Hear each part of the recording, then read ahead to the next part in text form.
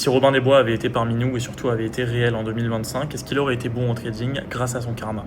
C'est une question que personne t'ait posée à part moi, mais on va quand même y répondre parce que ça me fait un peu rire. De mon point de vue, Robin des Bois, il n'aurait pas eu un bon karma en 2025. Parce qu'en 2025, tu peux faire de l'argent comme tu veux et vouloir aller voler de l'argent aux riches pour le rendre aux pauvres, c'est pas du tout une manière éthique de le faire et surtout, c'est pas une manière noble de le faire non plus. Avoir une vie noble, avoir une vie semée d'échecs qui partent vers de la réussite, pour moi, c'est un truc qui est primordial. Si jamais tu n'as pas échoué pendant des heures et des heures en trading, bah écoute frérot, tu mérites pas de réussir. Je connais personne qui a pas struggle sur les marchés pendant des mois, voire même des années avant de réussir, vraiment. Tout ça pour te dire que le karma existe bel et bien, et selon moi, avoir un karma positif, c'est acheter une montre à son daron avant de vouloir payer une bouteille en boîte. Et c'est aussi réinvestir son premier payout pour ses proches, pour se faire plaisir, plutôt que de vouloir réinvestir sur le trading à fond.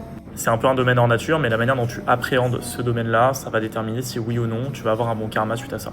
J'ai pas foncièrement d'autres croyances, à part le fait que si jamais tu fais des épreuves dures et que tu réussis, foncièrement tu as du mérite. Et le trading, c'est purement un travail de mérite. Alors si jamais tu veux venir bosser avec moi et mériter ce qui t'arrive, c'est-à-dire être dans une villa avec piscine à 20 ans, avoir un Mac, un iPhone et plus grand chose à s'acheter à part payer des cadeaux à ses proches, bah n'hésite pas à venir faire un tour sur le lien en bio, tu peux cliquer là-bas, rejoindre le groupe et viens te former avec moi gratuitement.